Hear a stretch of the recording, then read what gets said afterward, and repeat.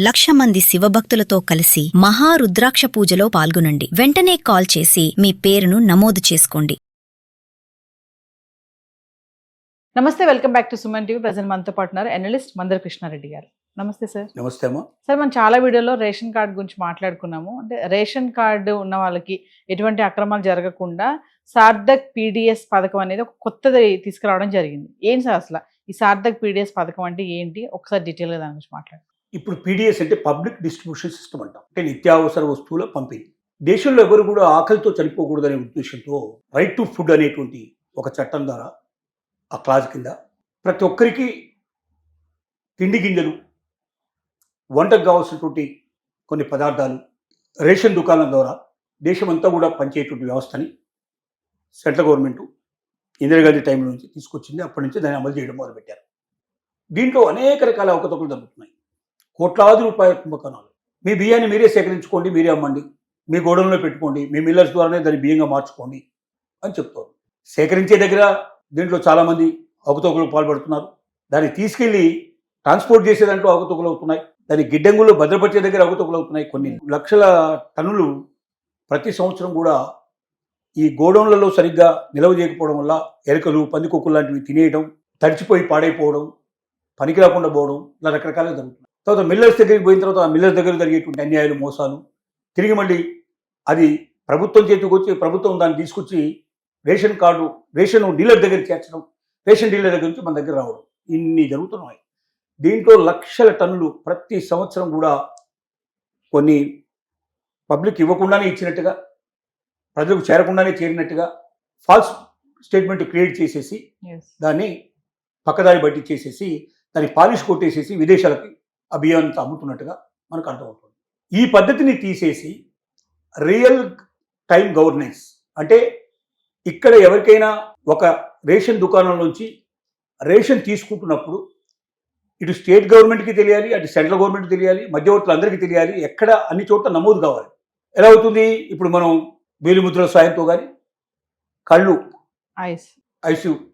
దానిలో కానీ లేకపోతే మొహం ఫేస్ అంతా కూడా ఎక్స్ప్రెషన్ అంతా కూడా ఫేషియల్ ఎక్స్ప్రెషన్స్ వచ్చేటట్టు కానీ ఇట్లా రకరకాల పద్ధతులు. ఈ పద్ధతుల్లో ఒకటి కాకుండా 2-3 పద్ధతులను ఒకేసారి అనుసరించే పద్ధతి ఒకటి, తొందరగా పూర్తయ్యేటువంటి సాఫ్ట్వేర్ ఒకటి, అదే టైం లోపల కస్టమర్ దాన్ని తీసుకుంటున్నట్టుగా స్పష్టంగా కలిపిన ఆధారాలు, అంటే దాన్ని ఎక్కడ డూప్లికేట్ చేయడానికి కానీ ఆ కస్టమర్ తప్ప ఇంకెవడో వచ్చి దాని ప్రకారంగా చేయడానికి కానీ వీలు లేకుండా ఉండేటువంటి పటిష్టమైన భద్రతా పద్ధతిని ఏర్పాటు చేసి ఎక్కడ ఒక దీంట్లోపల అన్యాయాలు, అక్రమాలు జరగకుండా, నేరాలు జరగకుండా నిరోధించేటువంటి పద్ధతికి శ్రీకారం చుట్టుతుంది సెంట్రల్ గవర్నమెంట్. అట్లాంటి సాఫ్ట్వేర్ తయారు చేయించింది. దేశం అంతా అదే సాఫ్ట్వేర్ అనుసరించాలి. ఇప్పుడు ఏ రాష్ట్రానికి ఆ రాష్ట్రం సపరేట్గా సాఫ్ట్వేర్లు పెట్టుకున్నాయి, సపరేట్ ఇన్స్ట్రుమెంట్లు పెట్టుకున్నాయి.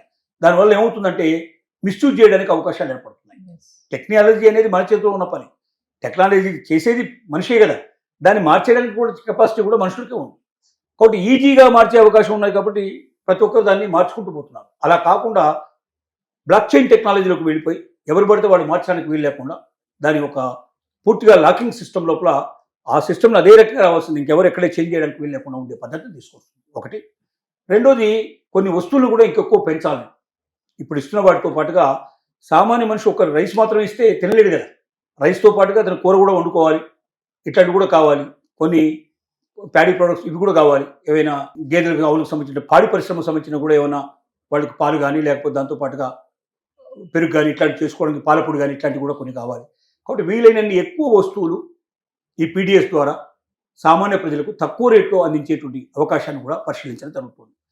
వీటన్నిటినీ కలిపి ఒకేసారి దీన్ని అమలుపరిచినట్టయితే దీని లోపల లక్షల కోట్లని మనం అరికట్టడానికి అవకాశం ఉంది.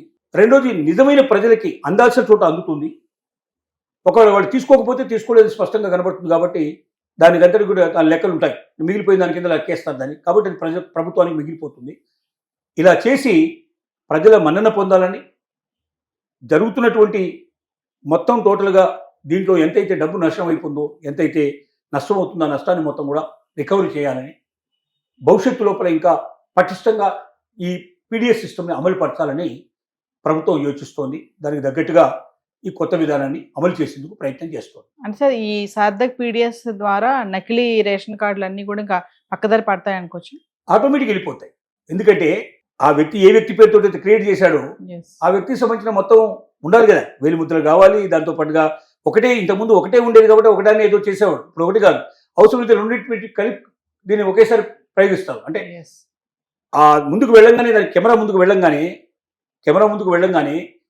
ఒకవైపున మనం ఇక్కడ మన వేలిముద్ర ఇస్తున్నాం, మన కళ్ళు తెరిచి చూస్తున్నాం, ఐరిస్ ఐస్ తర్వాత ఫేషియల్ ఎక్స్ప్రెస్ మొత్తం వచ్చేసినాయి. ఫేషియల్ ఎక్స్ప్రెస్ వచ్చింది, ఐస్ వచ్చింది, వేలిముద్ర వచ్చింది, మూడు ఒకేసారి లేదా ఇంట్లో ఏదైనా రెండింటి ప్రమాణంగా తీసుకున్నా కూడా అంత సులభంగా డూప్లికేట్ చేయడానికి వీలు పడిన పరిస్థితి. కాబట్టి తగ్గుతుంది జరుగుతున్నటువంటి మొత్తం 100% ఆగిపోతుందని నేను కూడా అనుకోవడం లేదు, కానీ మ్యాక్సిమం పర్సెంటేజ్ ఆగడానికి అవకాశం ఉంది. అట్లా అయినా కూడా లక్షల కోట్లు మిగులుతాయి, నిజమైన ప్రజలకు అందుతాయి. ఈ రెండు ఉన్నాయి దీంట్లో, నిజమైన ప్రజలకు అందాలి, లక్షల కోట్లు దీంట్లో మిగిలాలి. ఈ రెండు ప్రయోజనాలు నెరవేర్చడానికి సెంట్రల్ గవర్నమెంట్ ప్రయత్నం చేస్తాం. Thank you.